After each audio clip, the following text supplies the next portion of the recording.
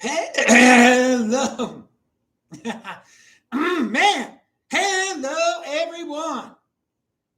This is Adam Meister, the Bitcoin Meister, the Disrupt Meister. Welcome to the One Bitcoin Show.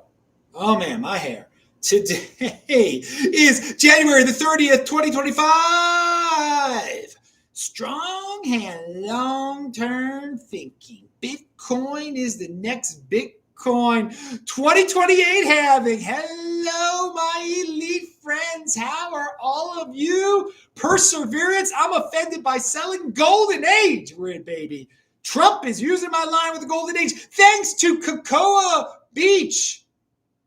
365, Nomee Nome, Terry Grier, DaCryptoRaccoon, Paul Deniz, Tune In Drop Out, Izabella Drayven, and Cold Flow Still Moonlight Clearwater. We only need $50 for a new Bitcoin show. Pound that like button area. My PayPal address, people have asked, adam@tresorhelp.com. adam@tresorhelp.com. You can email me there also. All right, 20 Bitcoin make you a millionaire. Yeah, 2013, it was, it makes you a 2 millionaire. Back in 2013, it was cool to be a millionaire. Look how things have changed. Now you got to be a 2 millionaire. But dude, we're going to talk about what some of you guys with 20 Bitcoin can do, okay? That you guys got 2 million. Coinbase has created something I am so pumped about, baby. So buying over crying, guys. Be proud. It is the 6-digit realm. And yeah, look at the shirt I'm wearing. I'm wearing one of those without ruler short shirts. The dude is awesome. He's linked to below. UTXO. There are all these hidden meanings about the year 2141 or whatever year is the last reward year, the block rewards. Dudes, don't worry about that year, okay? How's Bitcoin going to do it? Dude, just get the shirt. That's the answer to the question, okay? Get the shirts. They are linked to below. Everything I talk about is linked to below without-rulers.com, without-rulers.com. Okay, valuing your wealth in Bitcoin. Everyone knows that I value my wealth in Bitcoin. What's that mean? Adam has never sold a Bitcoin for fiat. That's what it freaking means. I try to get more freaking Bitcoin, and I made it to this point in the year I've been in Bitcoin since 2013, 12 years. I made it this far. I'm extended on my credit card now and everything like that because I tried to make it past the halving. And I said, well, maybe this year I'm going to sell the Bitcoin. And people are like, you should take out loans against your Bitcoin. I'm like, there's no one that I could trust that I could do that because it does involve trust. All of a sudden, Trump becomes the president. Coinbase is no longer scared to do awesome things. They announce that they've got this partnership. We're going to get into it where you can use your Bitcoin as collateral for loans. And I was so happy. Now, there are some worries with this, obviously. But they're all over the world. You hear about the rich dudes. They don't spend any money. They just take out loans on their assets. People give them good loans. They got all sorts of collateral. They just get loans, and that way there's no taxes on loans. When you get loan money, lent money, whatever, it's not the same as selling your freaking asset where you got to pay the government. And that is one of the things that I don't like, that I don't want to do. Okay, and a lot of you have said to me, so many people over the years are like, oh, just sell it now. You'll make a huge profit. And I always say, well, maybe one day it won't be taxed anymore, blah, blah, blah, blah, blah, this, that, and the other. Well, there you go, people. If this works out correctly, then indeed, I'll be able to I will not be holding my Bitcoin anymore.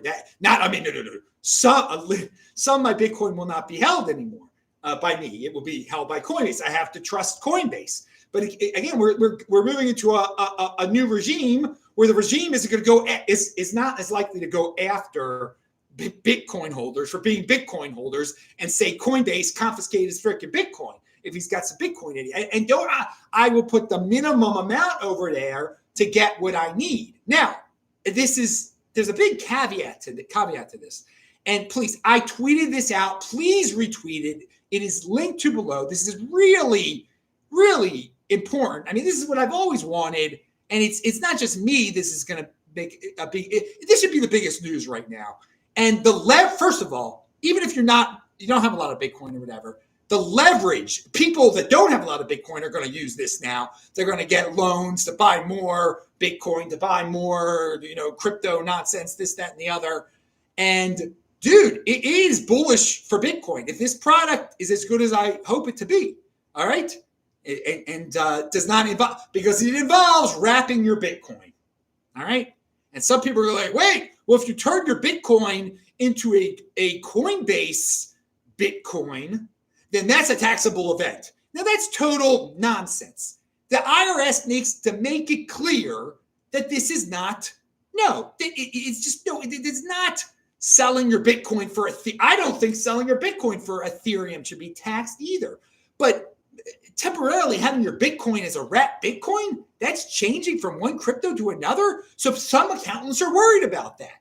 And I'm worried about that. I don't want to do that. I'm not going to do this and then have to pay taxes. No, that's not what I'm going to do. Now, it's better than actually selling your Bitcoin. It is better than, it's the next best option. But no, it's not. But we need clarification from the government, okay? We really do. We just don't need, because even on Coinbase's site, it kind of says like they don't think that it's it's a taxable event and all that, getting a loan against your Bitcoin. But here we go. A loan against your Bitcoin could help you raise money without selling your crypto, but its tax treatment remains unclear, as some worry that the conversion from Bitcoin to CBBTC may be considered a taxable event. And by the way, notice that the CBBTC token is now like the number 61 token, is 61 crypto on CoinMarketCap. So there are a lot of people, the more people, the merrier that are doing this. The higher CBBTC goes up on whatever, CoinMarketCap or CoinGecko, then that's great. Oh, by the way, this will help fuel the crash in 2026 also, most likely, because people will get over leveraged. And we're going to talk about how not to get over leveraged and how Adam will not get over leveraged. Because if let's say you have one Bitcoin, you can't take out a loan. Right now, let's say Bitcoin's worth $100,000. It's worth a little bit more. I think it's 72%. So if you take up a $72,000 loan and then Bitcoin drops to 98,000, you're in trouble. They liquidate your tuchlis real quick, and that's not why you did this. But for me, I don't need that much money. All right, let's say what I would do. Oh, what a pleasure! I would take the 2 Bitcoin that I bought on March the 13th of 2020 for a combined $10,000. So now they're worth a combined over $200,000. Oh, how sweet it was to buy that day. And I will send it back to Coinbase where I bought from. And I will say, okay, now Coinbase, give me a loan, just a loan for $20,000, okay? And then, I'll get my loan for $20,000. And okay, so then we got an issue where, what's the rate? And how fast do you have to pay the monthly installments? No, you don't. It just starts accruing 8% interest or 9% interest, whatever the rate is. And that adjusts over time. But as long as it stays below 72% of the value of what you've put up there as collateral, you're good. So no way in heck do I plan to get close to 72% of the collateral up there, okay, of value. Even if the Bitcoin price crashed all of a sudden to $50,000, I would still have $100,000 worth of collateral and $20,000 out on loan. So that would be fine. All right.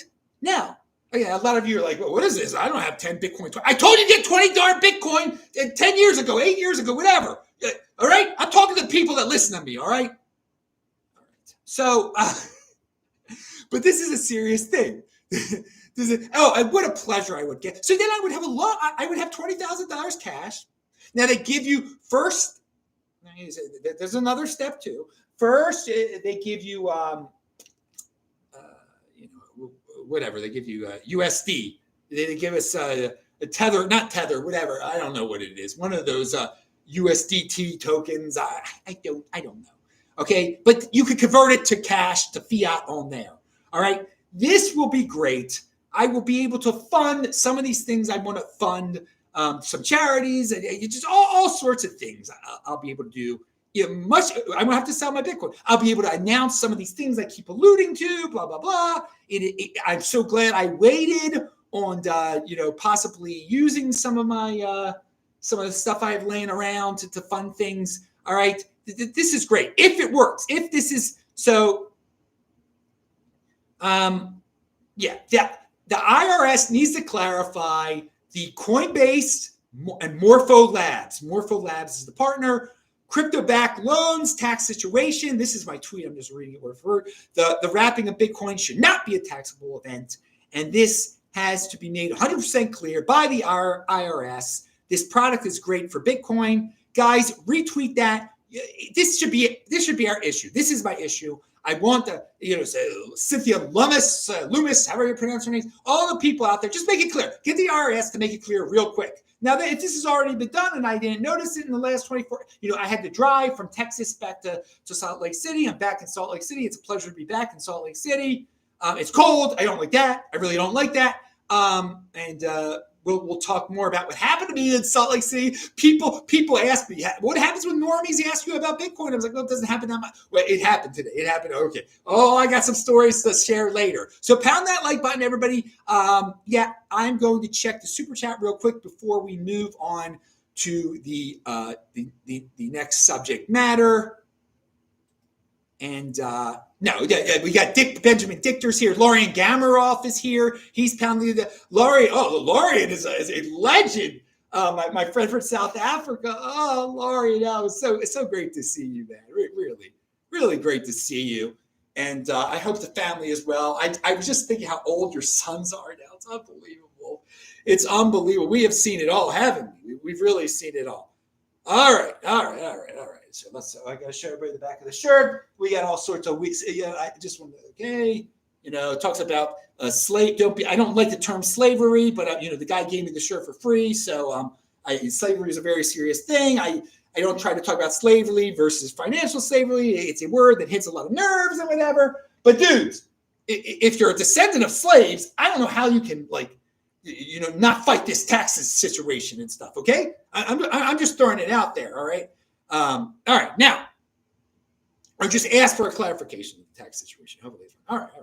Now, let's move on to the next subject matter. The Matt Moore and BJ Dichter. By the way, I'm going to be talking about Tucker Carlson in a second, so that should be a lot of fun. Okay, so Matt Moore and Rick Jackson, they got this awesome podcast. I have it linked to below. Please watch this specific one that I just heard on as a podcast on my. We're not getting people pounding the like button here. I don't see that many people pounding the like button. What's going on here? Come on, people. But they had a guest on their podcast. Oh, actually, people did pound it. Sorry about that. And it's linked. He's got a radio show. He's great. They're in Oklahoma. So smart. I've talked about Rick Jackson with his theory about the rates if the Fed increases. And by the way, people are trying to say, "Oh, Trump." The leftists are like, "Oh, Trump can't. He can't control the Federal Reserve. He can't." Dude, it would be great if the dude lowered rates. All right, it would be great. If you hate Trump, you should still want the Federal Reserve to lower rates, because Rick Jackson has pointed out that the lower the rates, the Bitcoin goes up by a certain amount, and if we get two more, it could get to 180,000 this year, and that right now our goal should be around 150,000 this year.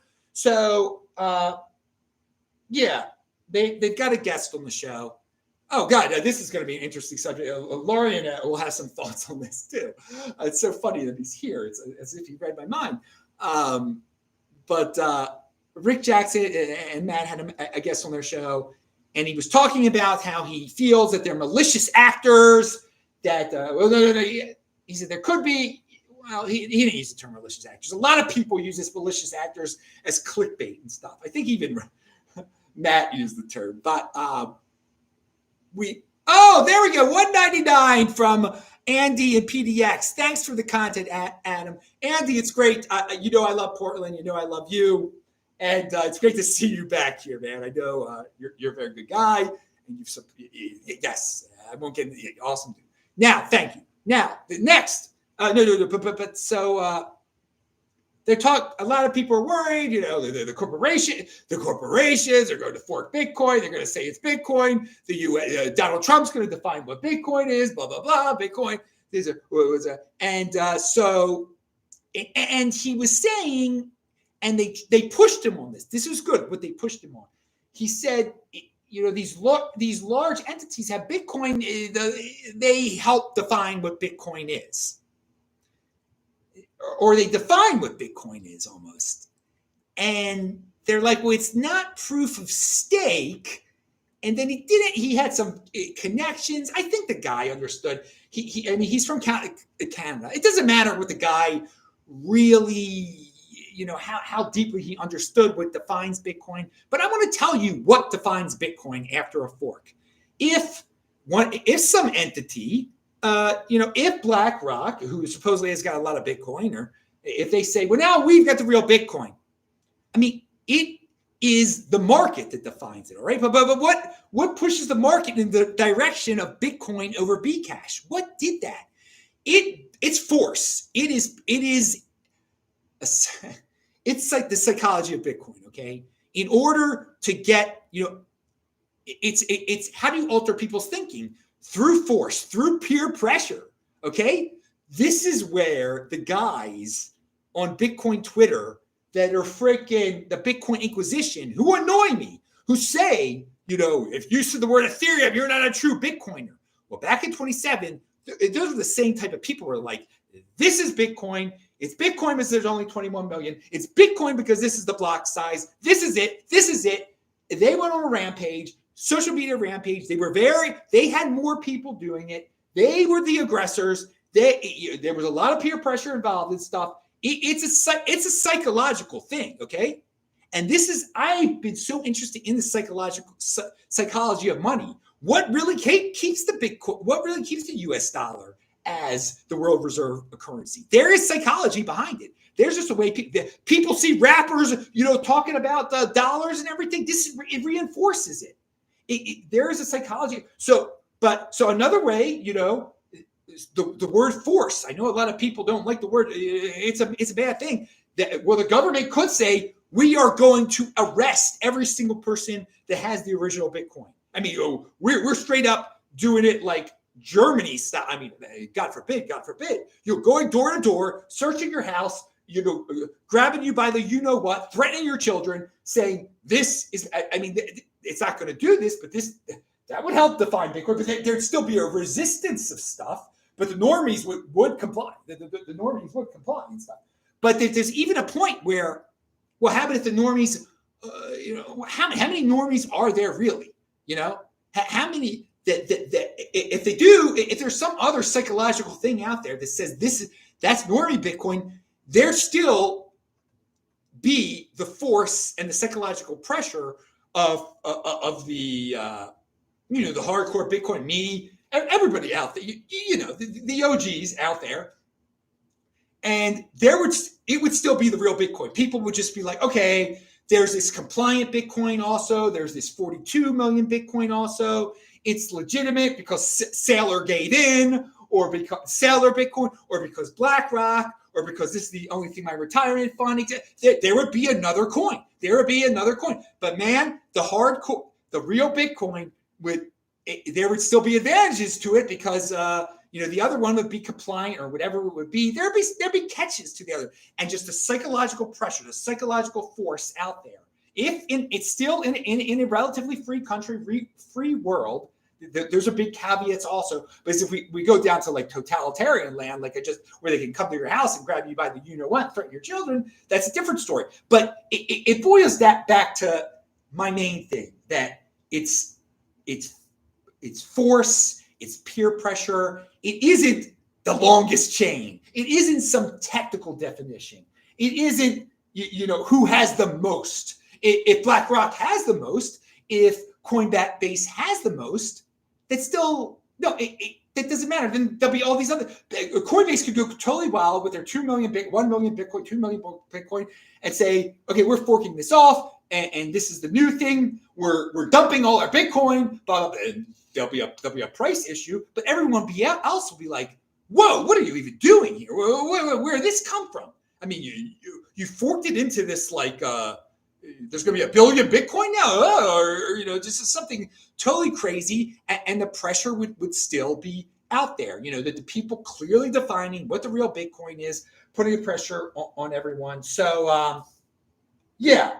Oh, I should really go back to my, what we were talking about before. I think I gave enough numerical. Does anybody else want an explanation on? Yeah. I want to quickly go back to the rule of 72. I did not mention that.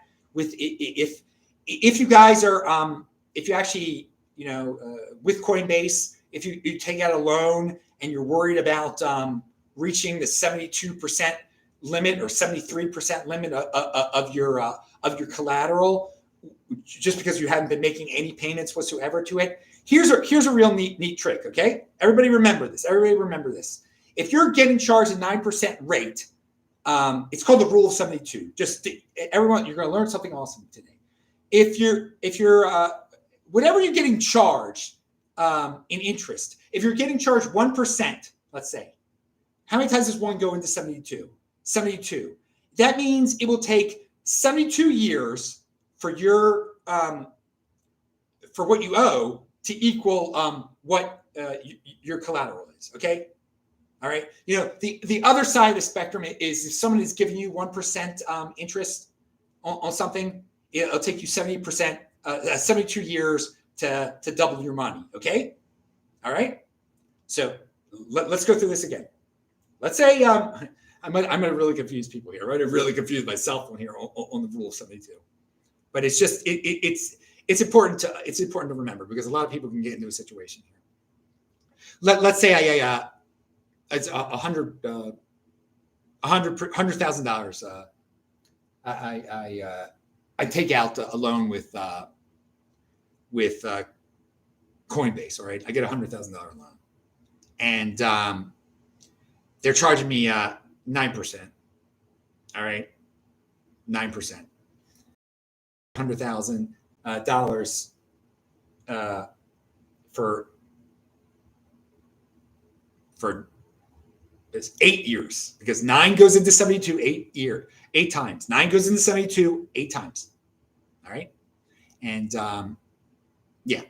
then if I forgot after 8 years, then I owe but I then owe them $200,000. But by then they would have liquidated. Well, but so you better at that point, what you have as collateral, your Bitcoin better be worth more than $200,000 better be worth less than 72% or 73%, whatever of what your collateral is worth. Okay, so just remember the rule of 72, the doubling rule of 72. That's really important. You're going to have to use your brain on this, people. You're going to have to use your brain on people. I'm sorry.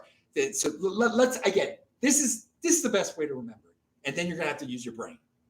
If whatever the rate is, divided into 72, and that's how many years it will take to. If they're charging you a 72% rate on your $100,000 loan, in 1 year you will owe them double the money. You owe them, that's what you'll be in 72,000. You owe them $72,000 more. All right, you owe them the $72,000 that you loan that they gave you, and then the $72,000 in interest that has accrued. Just doubling rule of 72. Doubling rule. No rulers. Yes, no rulers. This is your shirt. Yes, thank you very much. Everybody get these darn shirts. Everybody retweet me on Twitter right now. So let's go back to the Matt Moore to the Matt Moore show. So it's linked to below. You can listen to that whole show. And the community defines what Bitcoin is. And you better have a loud, powerful, loud, forceful community. I know those guys can be annoying, but the Bitcoin Inquisition guys, they serve, that's a purpose that they serve. And just using terms, reinforcing, it's marketing defines what Bitcoin is. I know a lot of you hate marketing. That's why we say immediately that if BlackRock made their own Bitcoin, it would be a crypto dividend of Bitcoin. It would be a dividend payment on your Bitcoin. That's why I came up with that idea of crypto dividend in 2017. I was the first one to use it. That's why we should keep using it, because it just always reminds everyone that this is the real Bitcoin. What we have right now is a real Bitcoin, and what somebody else does something else, you get a crypto dividend, you turn it into Bitcoin, okay? You turn it into Bitcoin. And yes, again, Michael Saylor could sell all his Bitcoin. And then, all right, that would be, people would talk about it. That would be marketing. There'd be negative marketing around it. It would be up to the community to reinforce, like, yeah, he sold all his Bitcoin. And what he has now for Saylor coin, that was a mistake. We are selling our Saylor coin for Bitcoin. And you know what? And then the peer pressure and the force really come out. Okay. It's marketing, it's psychology. It's very interesting what defines what Bitcoin is. It is not a technical thing per se. All right. We know the real Bitcoin is what's defined as 21 million, but if for some reason we all went psychotic and we all just decided to agree 42 million, and all of a sudden the Bitcoin Inquisitionists became 42 million Inquisitionists, then yeah. So, one of the reasons I think, Roger, would scream about censorship on Reddit. He understood that marketing defines, and he was losing the marketing war, okay? So, what is subject matter number 3 that I have written down here that I've, okay, I have it, sorry. So, the leverage is bullish. Okay, we talk about the leverage, we talk about the IRS. Yeah. So I'm not loaning a lot of Bitcoin to Coinbase. Okay, minimal stuff, so I can get my money. So I can just pay some of the bills out here and everything like that. We talk about psychology of Bitcoin. 3, the Bitcoin state reserves. So all these states are announcing that they're close to having a Bitcoin reserves, and Utah now, the state that I'm in, and this is good news because they have to actually buy the Bitcoin. But it's bad news because, we're talking about 20, 30 states eventually. You don't think one of those states is going to have some silly government bureaucrat that's going to steal, or it's going to make a mistake, and then in 2026, we're going to have a hack of a state's Bitcoin strategic reserve? So that chance has increased a lot. And that's another thing we got to keep our eye on in 2026 during the down year. Will one of these states be hacked? And again, it'll be someone just making a complete mistake or someone just stealing. Because even though the state you might be, oh, this state is awesome. Now and they might have some more forward-thinking bureaucrats and politicians. Great, but bureaucrats are still bureaucrats. They're not going to fire all the useless ones, and there's going to be some useless one that has some interaction with some of these Bitcoin, and they're going to mess up probably. Just be prepared for that. I'm giving you the early warning. But no, I'd like to see that this is happening now because it's good for the price now, and they have to buy it because there's no way that like the state of Utah owns any now, or the state of South Dakota owns any now. They're going to have to buy it. So great. Now, I want to move on to a little bit of beyond Bitcoin subject matter. But at the same time, there are a lot of Bitcoiners that talk about the following also. The media has been totally discredited. That sounds like a very, pro-freedom, alternative media line. And you hear it a lot. And I think a lot of people use it with a good intention. I think there's some bad actors using that line, all right? That they just want to sow confusion. They say the media has, not the old media, they say the media has totally been discredited. And the sentiment for some people, it's good. If I said it, I would mean good stuff. Like, it would be great if the mainstream media had been totally discredited. because they have done some stupid things, and that all the people out there did not listen to them anymore. Totally discredited means no one takes them seriously. No one takes the media seriously anymore. And that's not true. And you actually kind of should take, NBC, ABC, CBS, there is some seriousness there. They could get a little bit more serious if they wanted to. But people my mother's age, they all take it seriously. They haven't lost faith. And I would not be surprised if there are actors out now that they just keep saying that line, and they're feeding that line into some useful people out there to just not have truth anymore, and to have everybody question everything, and to then all of a sudden say, well, what's media? Isn't Ben Shapiro media? Maybe he has been totally discredited. Maybe I shouldn't listen to him anymore. Maybe I shouldn't listen to anyone that believes XYZ, which isn't that controversial. Okay? So be real careful of the people that use that line. If you personally know them and everything is fine. If you know they're cool, it's fine. But, Glenn Greenwald constantly uses that line. Constantly. And no, it hasn't been totally discredited. And Glenn Greenwald is not a good dude. All right? He's done some okay things. But he is a Marxist deep down, all right? He constantly reverts. Some people can't see it sometimes, but because he's saying good things about Trump and everything. But he wants a revolution. He is a Marxist of the of the academic kind. He knows what true Marxism is. Okay, it's a It's confiscation of private property. It's taking from the rich. And there's different ways of getting there. He has different ways of getting there.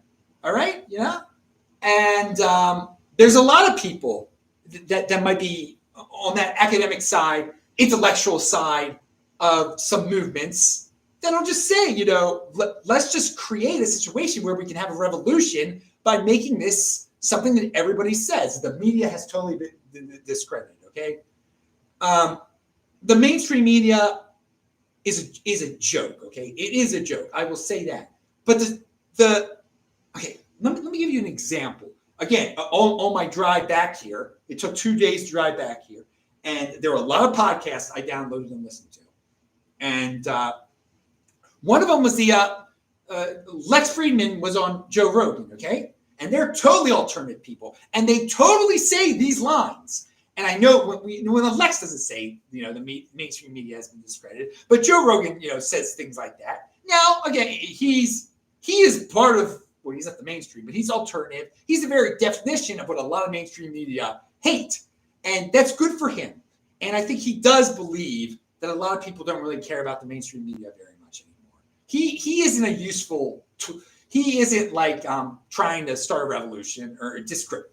He's not a Marxist. He's not a troublemaker. He's not a Russian or a Chinese asset or anything like that. He's no asset. He's not. He's just he says what he says. He admits when he doesn't know stuff. All right. But that's really important. That's where the mainstream media and like real media. But he's got an opinion. A lot of his opinion. But like, if there was a legitimate establishment, they would kind of give. When they did a story, they would give a proper definition of something. They wouldn't have silly questions about things. He's asking Lex Friedman about, a potential interview with Netanyahu. And to get to the bottom of it, both of them are respected media people now. Lex Friedman and Joe Rogan are respected. I respect them on different levels. I really love what Lex did by getting Zelensky on there. And Zelensky really knew how important it was, but he rushed Lex to get that podcast out there. He wanted it out there to help him, all right? Because he did a great job, Vladimir Zelensky. But they're talking about interviewing Netanyahu. And it's clear they do not understand how the Israeli Knesset works. They don't understand how the system of government works in Israel. And Lex has a better idea about it than Joe Rogan. Joe Rogan has no clue. And they're trying to compare it to the Ukraine, how Zelensky, declaring martial law and there were no more elections. And dude, there's totally two systems of government, okay? Now they were almost implying that could happen. Joe Rogan was almost implying that could happen. My thing is this, okay? If you do not understand the way the Israeli system of government works, the Knesset, the proportional representation, and all that stuff, if you do not know that, you really shouldn't be commenting on Netanyahu and his leadership, okay? At all. And the various pressure he has and all that stuff. And you probably even shouldn't be commenting on the Israel situation at all, the war, okay? If you do not understand, because they don't have a president like Trump. It's not the same thing. It's not like Vladimir Zelensky. It's different, all right? And, to try to imply, all of a sudden there might be martial law and this, that, and Israel, and it just shows you're clueless. And I got to say, when a CBS person does a story about Israel, and I might not even, and they're spouting a lot of lies about, the Gaza numbers and everything. They're not pro-Israel at all. They know how the Israeli Knesset works, okay? They know. The people at CBS, NBC, and ABC still know that. All right? So just keep that in mind, people. Be real careful. It's great to have an alternative media out there. It's great to, go back and forth. You can get positive things from ABC still and all that. Again, they are jokes most of the time and everything like that. But everything is kind of specialized right now. If you want to really know about like a special situation, you're going to have to use your brain and go to legitimate people that are talking a lot about, the Israeli war, let's say, for example. And, it's great. Some of these guys that have great guests and everything, they're not experts in everything, to say the least. They might know a lot about Russian stuff, but they might really be clueless on some Middle East stuff. And it's just, I was like, oh my God, Lex and Rogan, two of the biggest names, they are confused about what the Knesset is. Joe Rogan, much more so than Lex. That's not a surprise, though. All right, that's Joe's work. So Tucker Carlson, this is another guy who loves to say no one takes the mainstream media seriously anymore, which is again wrong. Old people do. All sorts of people take it seriously, and it has some serious aspects of it. But Tucker, he's retelling history himself, and there's a reason we shouldn't take him seriously. And I don't know if he's lying about this or he's senile, but he's got some guesses. And by the way, his last few guests have been horrible, some of them. Horrible. And Tucker keeps on descending into the blame Israel for everything category, okay? Or blame the Jews for everything category. And when he's one of those guys who, when he uses neocon, he means supporter of Israel. He means Jew. He means Israeli. He can't just say it. He loves to play these little games. And he could be a hater of Israel. He is a hater of Israel. And he's better at some people about coming out about it. But what and so some of his guests now, one of them is just like connecting JFK to Israel, okay? The JFK files to Israel. I can't wait till the JFK files come out, okay? Because it's basically, I don't think it's much of anything like imply that Israel killed Kennedy because Kennedy didn't like that they had a secret nuclear program or something. It's nonsense. It's so crazy. Their nuclear, it's wild because it wasn't anyway. Like I hadn't heard that one before. It was that was, and that's what's going to come out because there is a file out there that's with the Kennedy files that talks about how Israel didn't. It was all top secret then. They didn't want any of this stuff to get out then. That's why it was classified back then. That's why it was classified with the Kennedy stuff. The United States wasn't even supposed to know that Israel had a program and that Kennedy. There's all this secrecy. Okay, it doesn't even matter. Tucker could have used his head. This guy, anyone can use their head and see how nonsensical this whole thing is.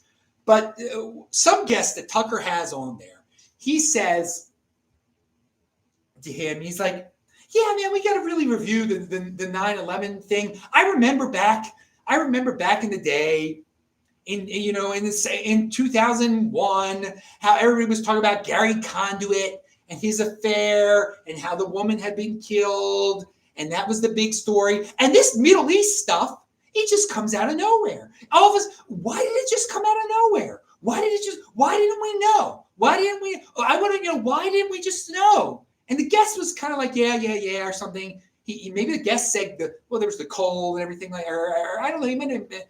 Dudes, 9/11, for all you people who can't, I was a youngin' back then. And so you'll hear Tucker Carlson say that, and you're like, oh, well, that's another thing to add to the 9/11 conspiracy nonsense, is that why did it all of a sudden come? Why was everybody, just talking about sharks that summer and Gary Conduit and whatever that woman's name, the girl was that got killed, that he didn't kill, he was having a secret affair. Why was everyone talking about that? And they weren't talking about the Middle East and Al Qaeda and Bin Laden just came out of nowhere. No, that's not the truth at all, people. Were you around in 1988 and 1999 when there was the coal bombing and the African embassies in Kenya and Tanzania? Those graphic images of those people in the embassies, they fell down on the people. It was huge news. Huge news. This wasn't something. It just, everyone knew who he was. Everyone knew who Bin Laden was. And after the Africa stuff, it was huge. It looked horrifying. It looked like the world, what would happen eventually. And it was two things at the same time, simultaneous. That is what Al Qaeda did. They tried to do stuff like that, grand, huge stuff, and they kept making it bigger and bigger from attacking our ship, and it had escalated over the years. And people had warned. People said he's going to come to America. It's going to happen in America. This Muslim extremism that he is part of. And it had already come to America in 1993. The World Trade Center was bombed in 1993. People died. I remember I was young. It was I felt like it was a cold day. The way I remember it got on the news. I was sitting in the den. The rug, and all of a sudden they're showing the World Trade Center, and then there was a car bomb, and part of it fell. The garage fell on people. Look, I'm trying to remember it now. My eyes are closed. Like it seems like there was snow on the deck. I don't know. Maybe I'm not remembering that right. But I remember the TV was. It was a different. It was on the side. Anyway, so but that was if so. But this didn't all come out of nowhere. And there have been shows. There have been specials on that. They're going to come here one day. They're going to come here one day. We got to be careful. They were already there. This Bin Laden is going to come here one day. They interviewed him in his tent in, I think, 1996 or 1998 or something like that. And he made it clear, his reasons, his nonsense, envious, jealous, extremist, horrible reasons to kill us, to do these things, to bomb our embassies, to do these horrible things. So Tucker, I don't know what you're trying to do. But this is another reason why you can't take the alternative media, just because you hear an alternative media, a big guy, doesn't mean it's true at all. Just like with the main, all right? So in the mainstream media, they wouldn't say anything like that now.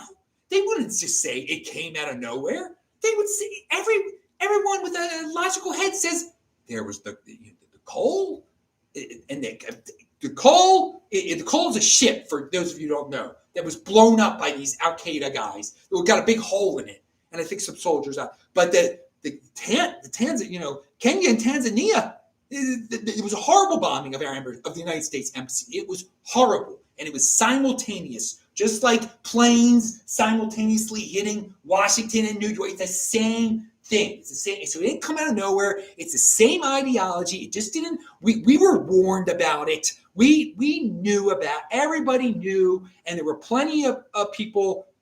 When it happened, I know the day 9/11 happened, the first thing that came to my mind when I'm screaming, when I know I was Bin Laden, but I knew his name already then. This didn't just happen. He is such, for Tucker to downplay, to try to make just say, oh, it just came out of nowhere. Why didn't we know? Why were we angry? We should have been red. We were red. It was miscommunication. They should have. It was a bad day. It was a bad day. And we had already been through some bad days. All right. Now, let us move on.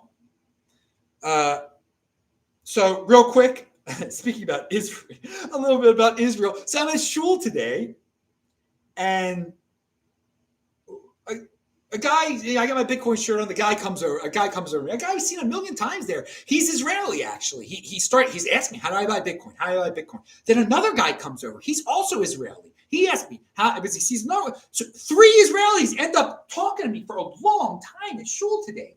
I end up giving a guy a hardware wallet, an extra hardware wallet I had. All right, and the guys want to learn. The thing about Israelis is like they're very aggressive in their talk. They will be like, yeah, I want to do this. I want to. So they're the first normies at shul that now that the Bitcoin price is high, they've talked to some friends lately, and some